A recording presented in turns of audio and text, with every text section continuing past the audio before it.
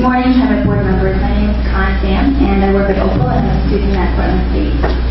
I ride the bus almost every day, and I'm here to tell you that the fare increases that are being proposed are going to have a hugely negative impact on the lives of bus riders. Bus riders are already struggling to pay the $2.10 fare as they struggle to make ends meet on minimum wages. Many have been looking for work for months. Others struggle to find bus fare to pick up their children from school and get to night classes themselves. Buses are lifelines for hundreds of thousands of people in the metro region. I urge you to fully consider all the options on the table before you move forward in making a decision on next year's budget. I'm not the same person who sat here before you 4 months ago. I've learned so much being a part of OPAL during this Trimet budget process. It's been incredibly empowering for me to be able to delve into the budget and learn what all the numbers and confusing categories mean, and also to figure out what those abstract numbers mean for the lives of the bus riders that I talk to and ride with every day. I commend Trimet for engaging with OPAL in this process. It's not a perfect process, since I have to represent the voices of hundreds of bus riders who can't take off work on a Wednesday morning. But this process of public meetings and negotiations and rallies are what real democracy looks like. And I ask you to please ensure that our hard work, sweat, and tears that we put into our budget alternative was not just an empty gesture. Impressive, but ultimately meaningless. We devoted months of our lives listening to writers, debating with our members, and calculating and recalculating the numbers in order to develop our proposals. I ask that you take the lead from the bus riders you represent and read our Bus Riders Unite budget alternative into the record. This budget decision is too important to rush into a decision. Don't make a decision today. Please take the time you need to fully consider all the different alternatives. Thank you.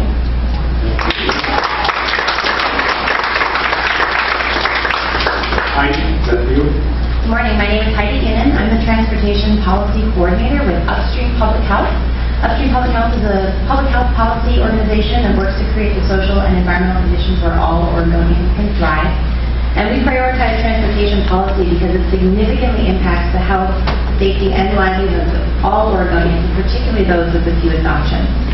We recognize the critically important role that Trimet service plays in supporting community health by providing access to work, school, and other daily necessities, by reducing single-occupancy vehicle trips, meaning also reducing greenhouse gas emissions and air pollution, and by supporting active transportation as an extension of the pedestrian and the bicycle network. We really appreciate the time the staff has taken to provide timely responses to our questions, but we remain very concerned about the proposal that would increase fares for current two-zone riders by nearly 20% and reduce transit trips by 1.1 million. As we previously testified and discussed with staff, we're very concerned about the impact of these higher fares and the lost trips, and especially because we don't have enough information to understand the magnitude of these impacts on transit-dependent individuals. Faced with an even more severe budget gap, the transit agency in Boston provided public health professionals with information about how their two budget proposals would impact air quality, vehicle miles traveled, time spent driving, and ridership loss. Researchers used this data to calculate costs to the region in terms of public health and economic costs, and they found that reducing service and increasing fares to close a $161 million gap would ultimately cost the region between $272 million and $386 million. The only comparable data provided by Trimet during this budget process is the number of trips lost, which, following the same peer-reviewed models used in Boston, and assuming that 95% of those lost trips would convert to driving, we will lose over 72,000 hours of physical activity by conservative estimates. This will increase risk of mortality for those who convert to driving by 7% and will result in nearly $3 million in lives lost per year due to decreased physical activity.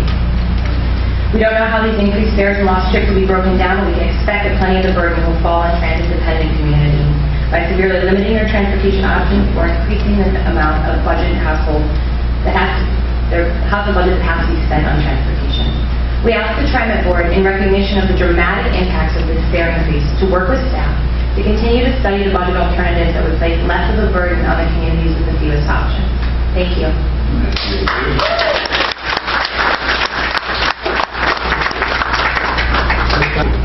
My name is Barry Fogring, and I live in Southeast Portland. Right now, the price of oil is going down. This is mainly due to our crashing economies. If you look at it, the cost of oil is going up because we're using up the cheap oil. First oil wells were discovered in Pennsylvania when we dig down 6 feet. Now we dig down, we drill down 3 miles. That's why the cost of oil is going to keep on rising. Yet we find ourselves in a self-imposed straitjacket trap of our own making, where we waste energy in order to save money. This is foolish. In the future, we'll be looking back at all the oil we have wasted on suburban commuting, and we wish we had it back. Here's a chance where we can at least take a small step towards saving that energy. I know it's a bigger problem than just here in Portland.